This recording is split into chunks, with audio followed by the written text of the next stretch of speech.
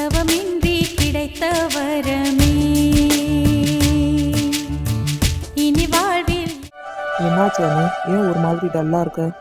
அதெல்லாம் ஒன்றும் இல்லை ரகு. இல்லையே, உன்னை பார்த்தா அப்படி தெரியலையே.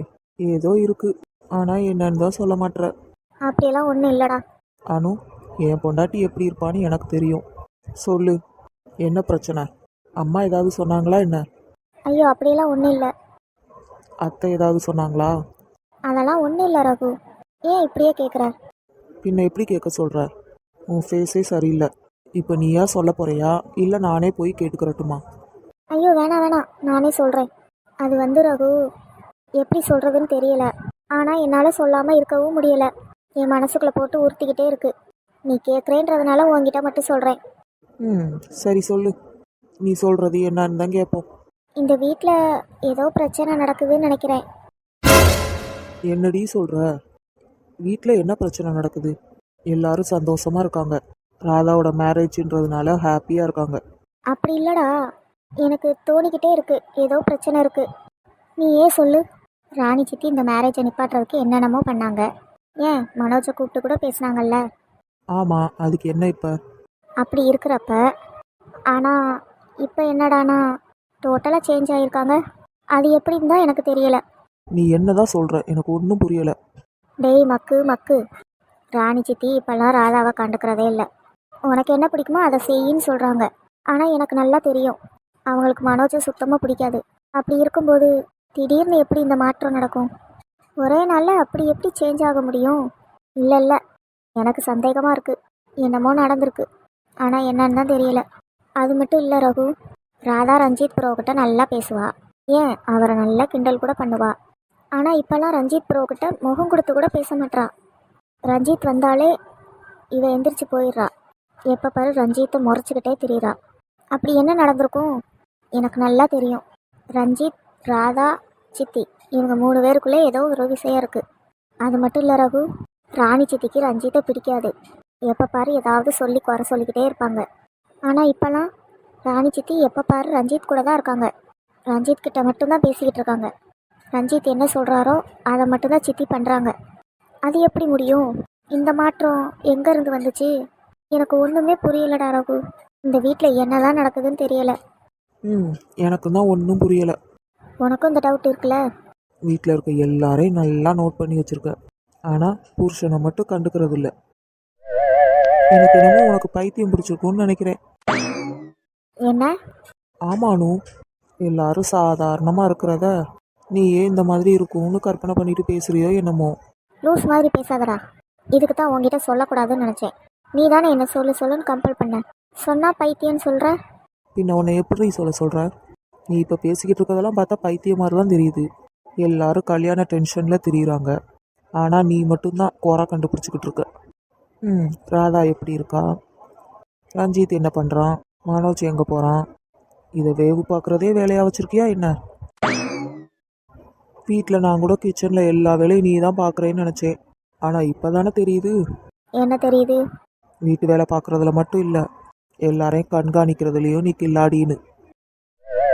டேய் உன்ன, நீ கேட்டேன்னு உன்கிட்ட போய் சொன்னேன் பாரு, என்ன சொல்லணும். சரி சரி, இதை பற்றிலாம் யோசிச்சுக்கிட்டு இருக்காத. இதை இப்படியே விட்டுரு. எல்லாரும் நல்லா தான் இருக்காங்க. உனக்கு தான் பார்க்குறதுக்கு அப்படி தெரியுது. டேய் ரகு, அப்படிலாம் இல்லைடா. நான் சீரியஸாக சொல்கிறேன். இந்த மேரேஜில் ஏதோ குழப்பம் இருக்குது. இவங்க 3 பேருக்குள்ளே ஏதோ பிரச்சனை போய்கிட்டு இருக்குன்னு நினைக்கிறேன். அது என்னன்னு நம்ம வேகமாக கண்டுபிடிக்கணும். ஆமாம் மேடம், உன் கூட டைம் ஸ்பெண்ட் பண்ணலான்னு வந்தேன். ஆனால் இப்படி கதையாக சொல்லி சாவடிக்கிறியே, ஏன்டா வந்தோன்னு இருக்கு. கொஞ்ச நேரம் இதை பற்றிலாம் பேசாமல் அமைதியாக இரு. அப்போனா நான் சொல்கிறத நீ நம்பலையா? இங்கே பாரு அனு, இதை பற்றிலாம் நீ எதையும் யோசிக்காத. ஆமாம், ரிஷி எங்க?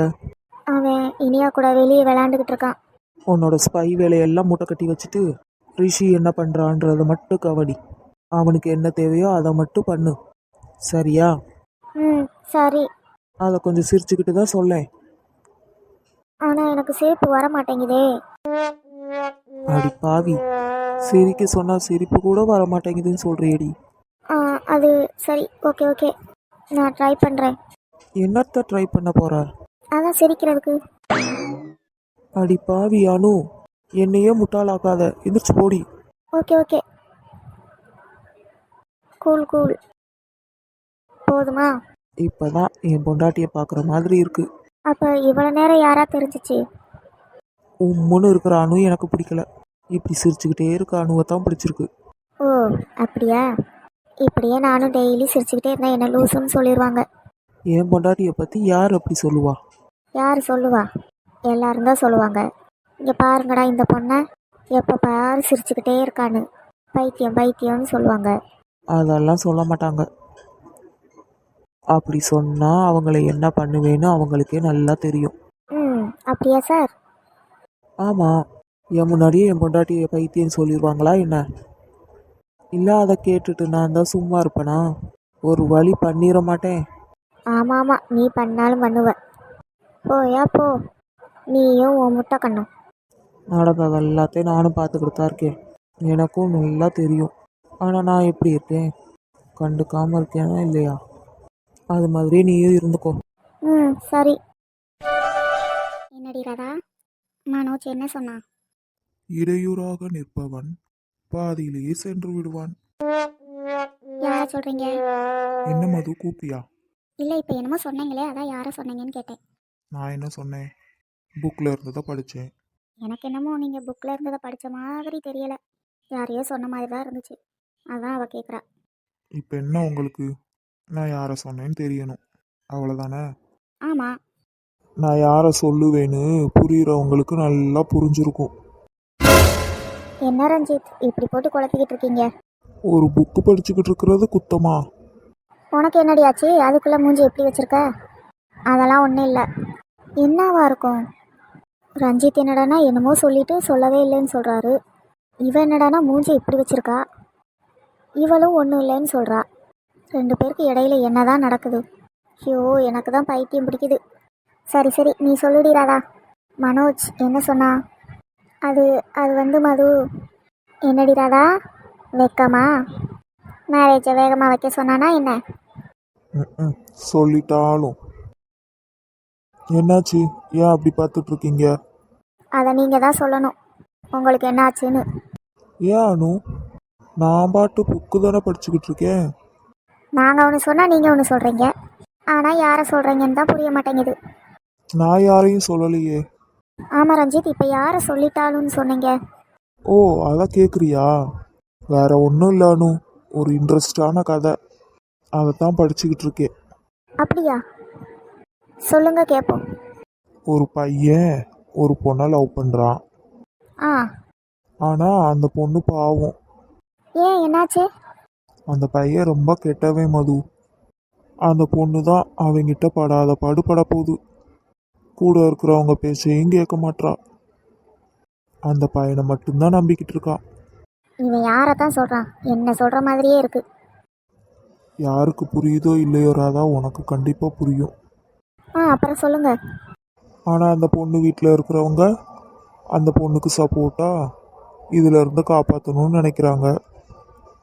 ஆனால் அந்த பொண்ணு புரிஞ்சுக்கவே மாட்றா. அச்சச்சோ, அந்த பையன்கிட்ட இருந்து இந்த பொண்ணை எப்படியாவது காப்பாற்றணும். பாத்தியா, நீ கூட சொல்கிற. அப்போது அந்த பொண்ணு அந்த கெட்டவங்கிட்ட மாட்டிக்க கூடாதுன்னு தானே நினைப்பாங்க. ஆமாம் ஆமாம். ரஞ்சித் உண்மையிலே கதை தான் சொல்கிறாரா இல்லை நிஜத்தில் நடக்கிறத சொல்கிறாரா? ஒன்றுமே புரிய மாட்டேங்குது. அந்த இடத்துல தான் அந்த பொண்ணை ஒரு பையன் சின்சியராக லவ் பண்ணுறான். அந்த பையன் என்ன சொன்னாலும் அந்த பொண்ணு நம்ப மாட்றா.